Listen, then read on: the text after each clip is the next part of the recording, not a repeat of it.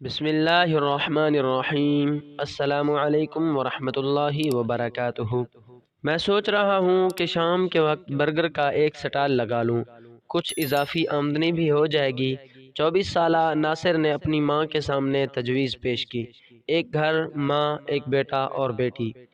بیٹا جگہ کا جائزہ لے لے اچھی طرح، ماں نے تجربے کی بات کی۔ ناصر نے اتوار کا دن جائزہ لینے میں گزارا۔ اس نے فیصلہ کیا کہ گھر کے قریب ہی میں موجود اتفاق ٹاؤن کی مارکیٹ میں سٹال لگائے گا۔ ایک سموسے والے سے بات کر لی اور 2000 ماہانہ کرائے پر بات طے پا گئی۔ بھاگم بھاگ سامان خریدا، ماں اور بہن کے ساتھ مل کر کباب بنانے کا کام شروع کیا۔ پہلے دن 12 کباب بنائے، قیمت مارکیٹ سے 10 روپے کم رکھی۔ ماں نے ایک وعدہ لیا کہ بیٹا جماعت قضا نہیں کرنی۔ پہلے دن 6 برگر بکے۔ اسی طرح سلسلہ چل رہا تھا۔ جماعت سے 10 منٹ پہلے ناصر توا لپیٹ دیتا، انڈے، کباب اور برگر سموسے والے کے پاس اندر رکھ دیتا اور جماعت کے لیے چلا جاتا۔ ارد گرد کے دکاندار حیرانی سے دیکھتے کہ ایسے کاروبار کیسے چلے گا، گاہک کو روانہ کر دیا جائے یا انتظار کروایا جائے تو کون یہاں آئے گا۔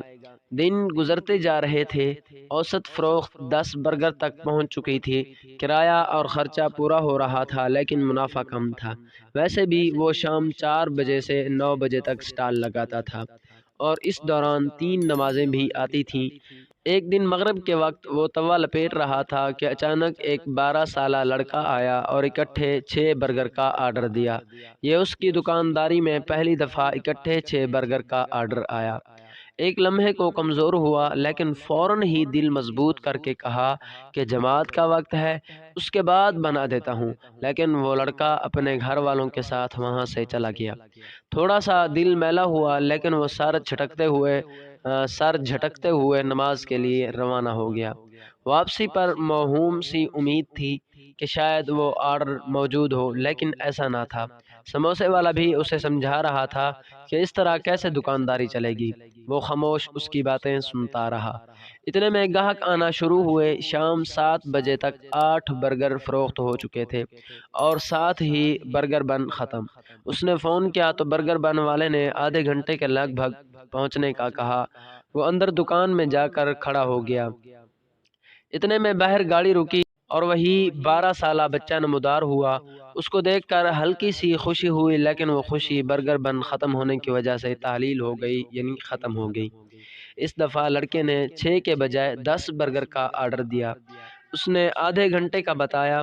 بچہ واپس ہی جانے لگا تھا کہ اچانک برگر بن والا سوزوکی کیری ڈبہ دکان کے سامنے رک گیا۔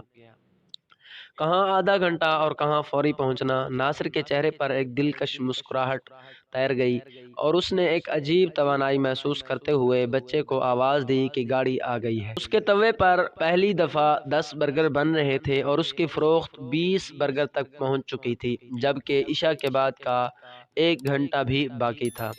ارد گرد کے دکاندار اسے آتے جاتے کہہ رہے تھے، واہ جی واہ، آج تو رونق لگی ہوئی ہے، آج تو قسمت چمکی ہوئی ہے، اور وہ خوشی خوشی برگر بنا رہا تھا۔ ادھر برگر تیار، ادھر عشاء کی جماعت کا وقت قریب آ گیا اور ناصر توا لپیٹنے کے بعد ایک عجیب سکون اور طمانینت سے مسجد جانے کے لیے روانہ ہو گیا۔ وہ سوچ رہا تھا کہ بے شک روزی انسان کا ایسا پیچھا کرتی ہے جیسے موت، بس مثبت سمت میں محنت کی ضرورت ہے۔ ساتھ ہی اسے ماں کی کہی ہوئی بات یاد آ گئی، بیٹا سونے کا بھی فائدہ ہو رہا ہو لیکن اللہ کا حکم آ جائے تو وہ فائدہ چھوڑ دو۔ آج اس کا سٹال معیار اور ذائقے کی وجہ سے مشہور ہو چکا ہے۔